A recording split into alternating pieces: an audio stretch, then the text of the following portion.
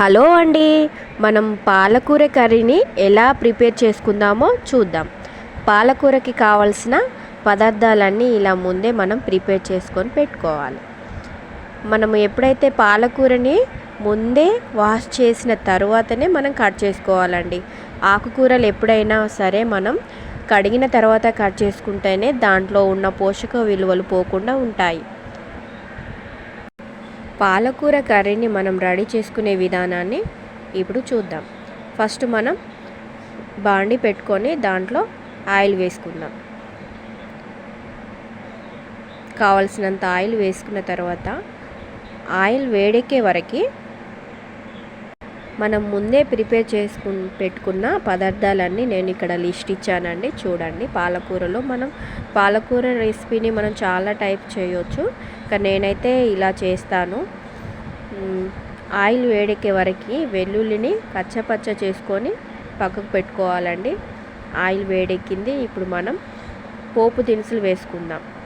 పోపు దినుసులు వేసుకున్న తర్వాత వెల్లుల్లి రెబ్బలు కూడా వేసుకోవాలి. పాలకూరలో మనకి చాలా విటమిన్స్ ఉంటాయండి.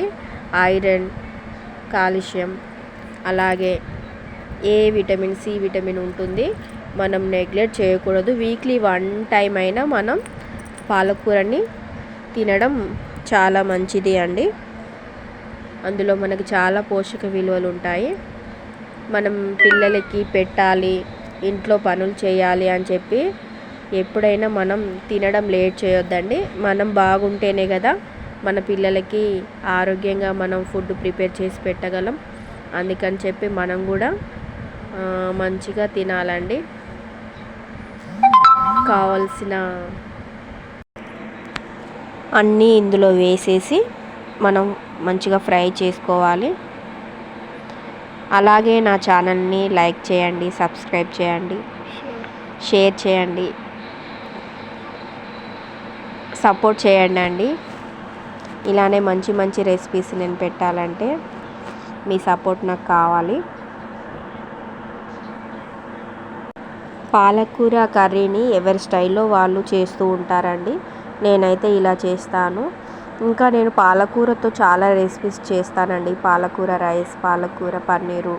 మా పిల్లలకైతే నేను ఇలా పాలకూర పన్నీరు చేస్తే, రైస్ చేస్తే చాలా ఇష్టపడతారు. ఇందులో పాలకూర రెసిపీలో ఇదొక టైప్ ఆఫ్ అండి. నేను ఈ పాలకూర కర్రీలో నేను ఓన్లీ మిరపకాయలతోనే నేను చేస్తూ ఉంటాను. పచ్చిమిరపకాయతోటి ఎండుమిరపకాయ వేసాను చూడండి. ఎండుమిరపకాయ అయితే నేను ఓన్లీ కలర్ఫుల్ కోసమే వేస్తానండి.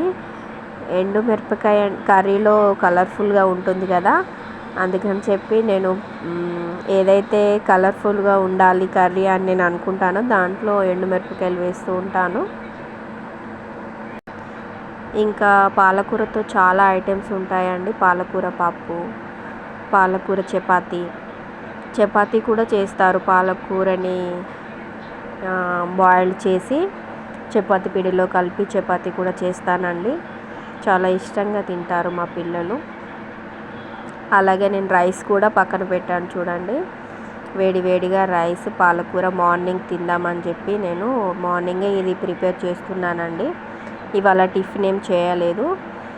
మార్నింగే ఈ పాలకూరతోటి మనము తిందామని చెప్పి ఇట్లా ప్రిపేర్ చేస్తున్నాను. పాలకూర ఎంత తీసుకొచ్చినా కానీ అది కర్రీ చేసే వరకే తక్కువ అవుతుంది కదా అండి. అదైతే ఒక మార్నింగే సరిపోతుంది మాకందరికీ. మేము ఇంట్లో 4 మెంబర్స్ ఉంటాము. అది కేజీ తెచ్చినట్టున్నారు. కేజీ మొత్తం మార్నింగే అయిపోతుందండి. మళ్ళీ ఆఫ్టర్నూన్ మళ్ళీ వేరే కర్రీ చేయాల్సిందే. రైస్ పెట్టాను, కర్రీ ప్రిపేర్ అయ్యేంత వరకు రైస్ కూడా అవుతుంది కదా.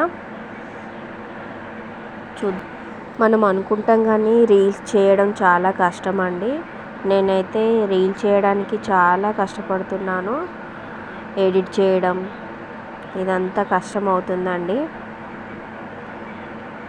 ఓకే, మనం కర్రీ ప్రిపరేషన్ చూద్దామండి. ఆల్మోస్ట్ మనం పోపు వేసినవన్నీ ఫ్రై అయిపోయాయి. నెక్స్ట్ మనం పాలకూరని యాడ్ చేద్దామండి. చూసారా ఎంత పాలకూర ఉందో, అది మగ్గాక చాలా తక్కువ అవుతుంది. మేమైతే కర్రీకి కర్రీ ఎంత తీసుకుంటాం, రైస్ ఎంత తీసుకుంటామో కర్రీ కూడా సరిపడా తీసుకుంటామండి. తిక్కుగా తింటారు మా పిల్లలు. చూడండి ఇప్పుడు ఎంత మగ్గిపోతుందో అలా. ఓకే, ఓకే, ఆల్మోస్ట్ పాలకూర ప్రిపేర్ అయిపోయిందండి. మనం ఎప్పుడైనా పాలకూరని కొంతవరకే ఉడికించుకోవాలి. అందులో పోషక విలువలు కోల్పోకుండా పూర్తిగా ఉడికించి పెట్టకూడదండి. ఇంకొక 2 మినిట్స్ అట్లా అయితే మనకి పాలకూర రెడీ అయిపోతుంది. రైస్ కూడా ఆల్మోస్ట్ అయిపోయిందండి. మార్నింగ్ ఇప్పుడు 8:30 అట్లా అవుతుంది. ఇంకా లేటే అవుతుందండి, సమ్మర్ కదా, పిల్లలకి హాలిడేస్, పిల్లలు కూడా లేటే లేస్తున్నారు. నేను కూడా నెమ్మదిగా అలా లేచి వంట ప్రిపేర్ చేస్తున్నాను. మనము అనుకుంటారు చాలామంది పాలకూరలో టమాటాలు మిక్స్ చేయొద్దు, కిడ్నీలలో రాళ్ళు వస్తాయి అని చెప్పి దాదాపు చాలామంది భ్రమపడుతూ ఉంటారండి. అదేం ఉండదండి. మనం పాలకూరలో ఖచ్చితంగా మనం టమాటాలు యాడ్ చేసుకోవచ్చు. అట్లాంటి ప్రాబ్లమ్స్ ఏమి ఉండవండి. ఇందులో అప్పట్లో టమాటాల్లో పులుపుదనం ఉన్నట్లు ఇప్పుడు ఏం లేదు కదా అండి. మనం ఎప్పుడైతే టమాటాలు పాలకూరలో తీసుకుంటామో వాటర్ క్వాంటిటీ మనం ఎక్కువ తీసుకోవాలండి. పాలకూర అనే కాదు, మనం ఏ కర్రీ తీసుకున్నా, ఏ రైస్ తీసుకున్నా మన బాడీకి ఎక్కువ వాటర్ ఉంటే మనకి అట్లాంటి ప్రాబ్లమ్స్ ఏమి ఉండవండి. అపోహ పడొద్దు, పాలకూరలో టమాటా వేసుకుంటే రాళ్ళు వస్తాయని చెప్పి. అదంతా ఏమి ఉండదండి. మనం వాటర్ క్వాంటిటీ ఎక్కువ తీసుకోవాలి, మనకి ఎట్లాంటి హెల్త్ ప్రాబ్లమ్స్ కూడా ఉండవు. మళ్ళీ పాలకూర మన బాడీకి చాలా మంచిది, మన హెయిర్కి, ఐస్కి కూడా చాలా మంచిదండి. మన కంటి చూపు కూడా మెరుగవుతుందని అంటారు. ఎక్కువ మన స్కిన్కి కూడా చాలా మంచిది పాలకూర. రెడీ అయిపోయిందండి. మనం ప్లేట్ తీసుకొని ప్లేట్లో రైస్ వేసుకొని ఇప్పుడు కర్రీ వడ్డించుకుందాం. ఇంకా పిల్లలు లేవలేదండి, ఇది నా కోసమే ప్రిపేర్ చేసుకున్నట్టుంది. పిల్లలు లేసాక పిల్లలకి పెడతాను. వాళ్ళు లేవకముందే నేను ఈ వీడియోని ప్రిపేర్ చేసుకొని పెట్టుకుంటే ఏ గోల ఉండదు కదా అని చెప్పి నేను ముందే స్టార్ట్ చేశాను. రుచికి సరిపడే సాల్ట్ కూడా నేను లాస్ట్లో వేశాను. పోపులో కొంచెం వేస్తానండి ఖచ్చితంగా ప్రతి కర్రీలో, మళ్ళీ లాస్ట్లో కొంచెం సాల్ట్ యాడ్ చేస్తాను. పోపులో వేయడం వల్ల మనకి పోపులో వేసే వాటన్నింటికి కూడా మనకి సాల్ట్ మంచిగా పడుతుందండి.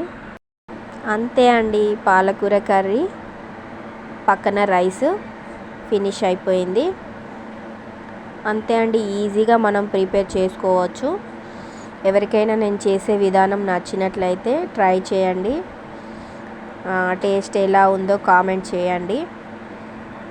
నేను ఏమైనా మిస్టేక్ చేశానో నాకు ఒకసారి కామెంట్ రూపంలో చెప్పండి.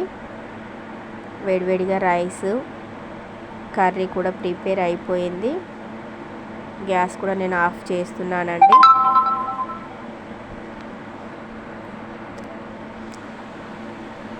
స్పైసీగా ఉంటుందండి నేను చేసిన పాలకూర కర్రీ, ఎందుకంటే నేను ఇందులో మొత్తం పచ్చిమిరపకాయలతోటి నేను చేశాను.